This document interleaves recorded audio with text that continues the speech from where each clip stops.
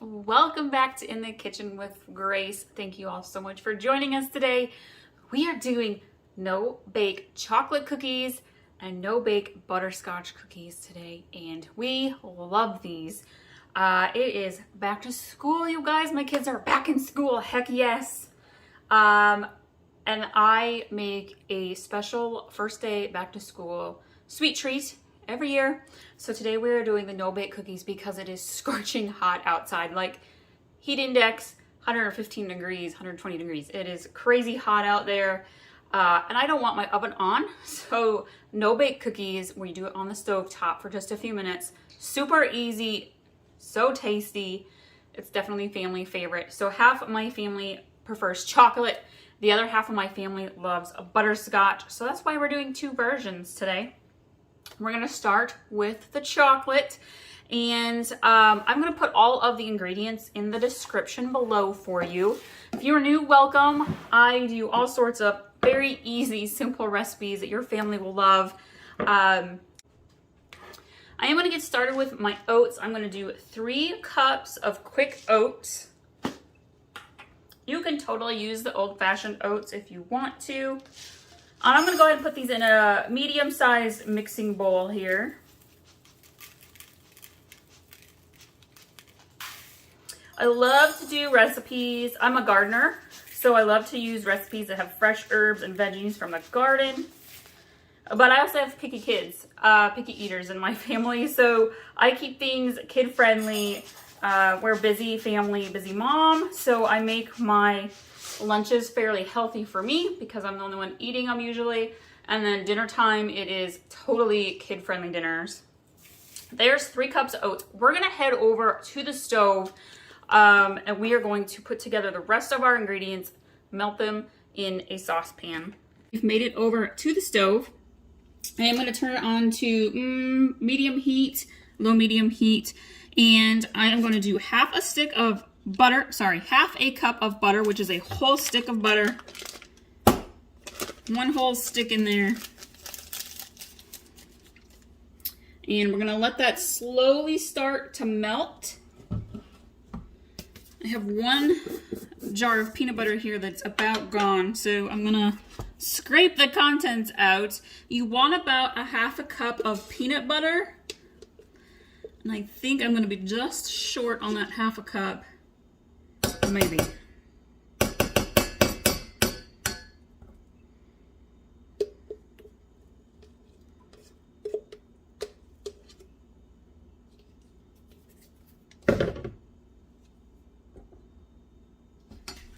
Scrape that peanut butter off. I think I do. I think I need another little small scoop. That's right about a half cup.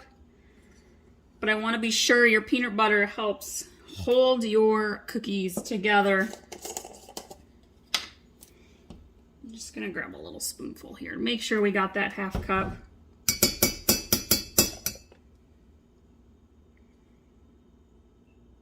There we go. Just give that a little stir.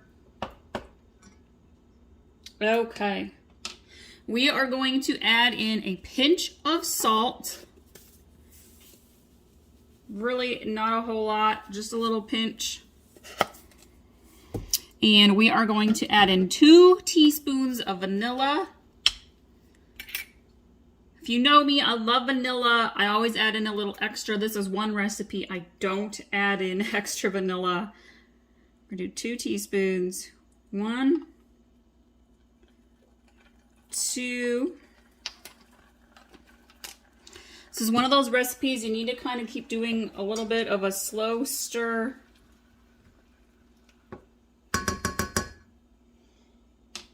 And we are going to add in 2 cups of sugar. I know, this is definitely a sweet treat. I'm going to use my half cup, so I'm actually going to do about 4 half cups here.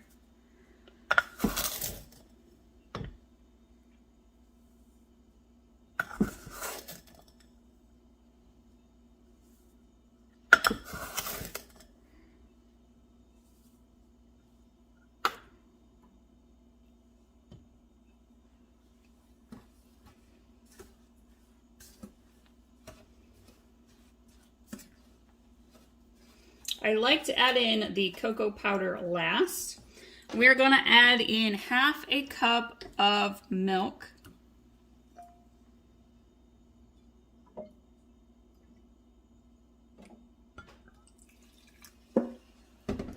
Mix that in nicely, very gently.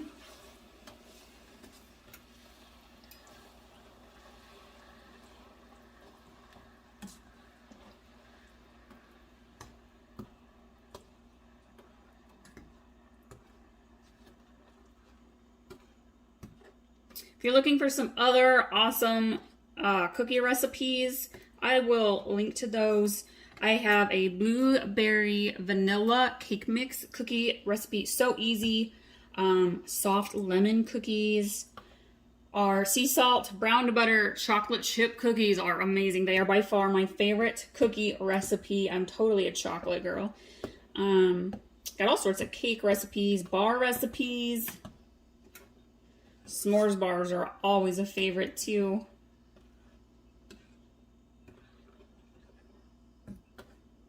I'm gonna let this keep melting. It's about time to add in the cocoa. I feel like before you add in the cocoa, you can kind of see the consistency, the texture in your melting ingredients. When you add the cocoa in, it makes it dark and a little bit harder to see, because you want to make sure your sugar and your peanut butter and your butter is thoroughly melted. This is a good time to go lay out your parchment paper. Again, these are no-bake cookies, friends.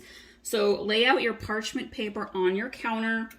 Get your tablespoon ready to scoop your cookies, because you want to scoop and place those cookie drops on your parchment paper as quickly as you can.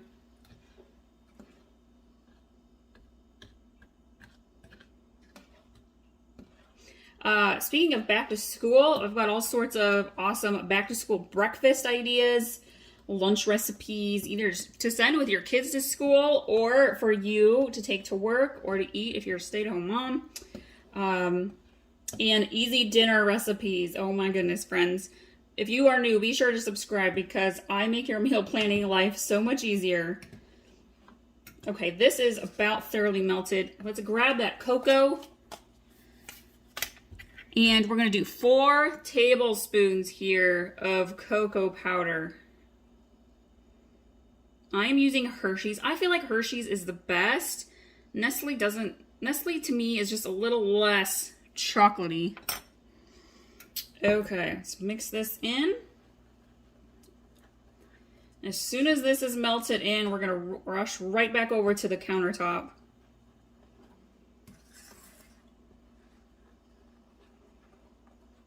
Last night we did Philly cheesesteak sandwiches for dinner that were so good. Used green peppers and banana peppers from the garden. I don't grow onions. I just get them from the store. Tomatoes, I tell you, we have had an abundance of tomatoes this year. I have been giving them by the bowlfuls to friends.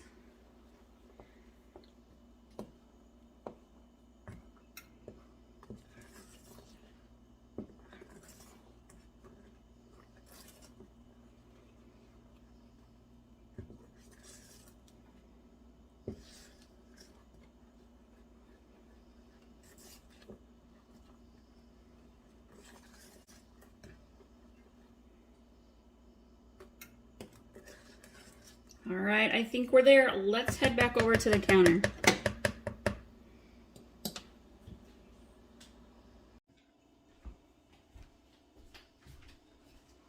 All right, so we are gonna carefully, because it's hot, pour the chocolate mixture right into our bowl of oats.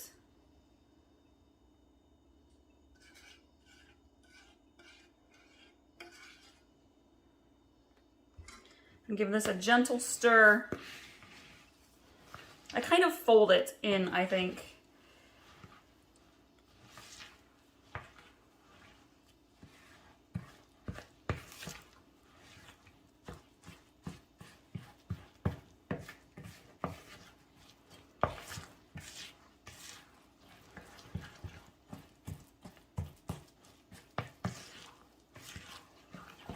Make sure you get the bottom scraped really nicely.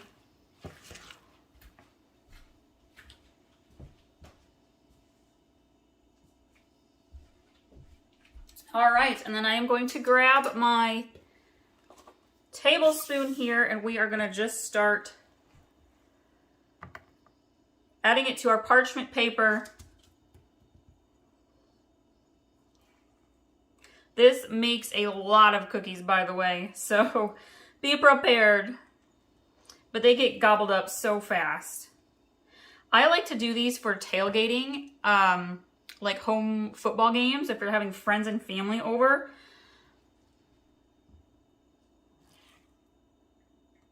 They're so easy to make, and it makes a lot, so it's fun when you have a get-together. Everybody loves them.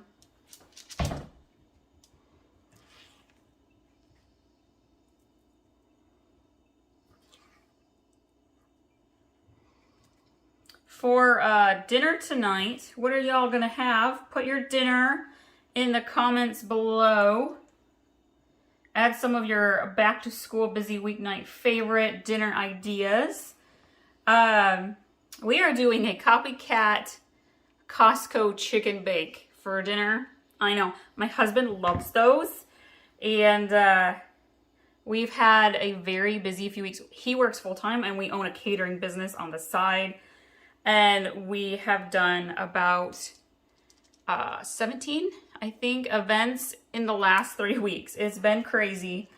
And so I was like, I am going to make you one of your favorite dinners.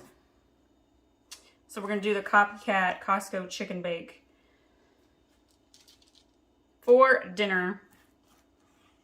It's going to be fall soon, and I'm going to be whipping out that crock pot. We love using the crock pot for dinner recipes. So if you're looking for some easy dinner ideas that you can throw in the crock pot, be sure to check out that playlist, friends. I make an amazing Southern mac and cheese recipe, all sorts of meats. Chicken and dumplings is one of our favorites. Chili, it is almost time for chili. So y'all, I have one of the best chili recipes. Even my picky eater kids will eat it. It is so good. We like to use the leftovers and do chili cheese tater tot casserole. We'll do a chili mac, like chili beef and roni. And my husband got some ground venison from a buddy that was hunting. And so I think this fall I'm going to do a venison version of chili.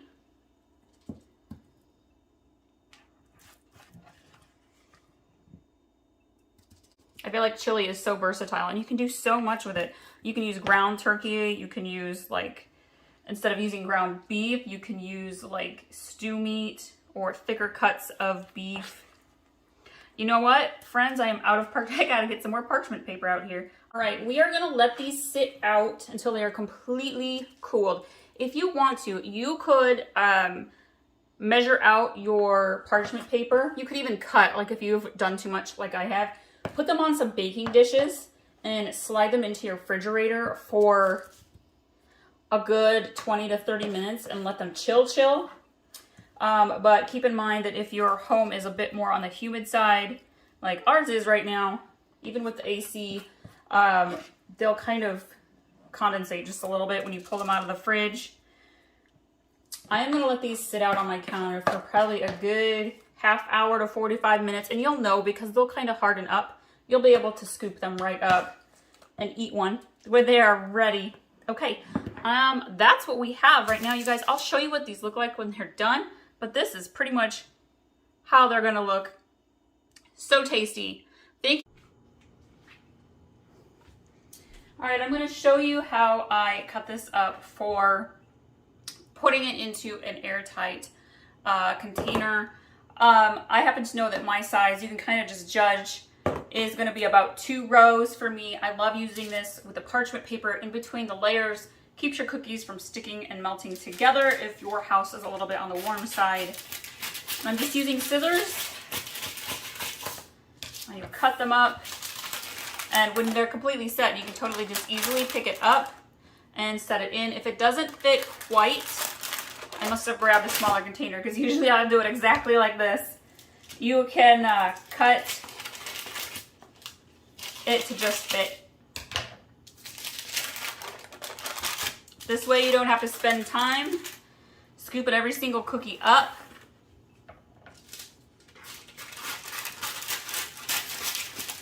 Okay. Just like so.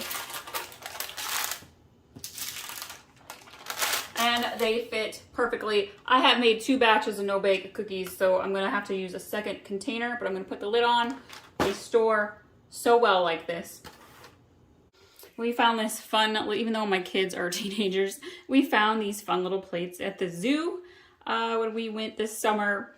And I feel like this is just a fun way to add to the first day of school, after school snack. So they'll eat their cookies and see the cute little face underneath. If you have littles, that's a great way to give them a fun surprise after their first day back to school. And there we go, you guys. No-bake cookies, so easy. The kids love them. We love them. You're gonna love them.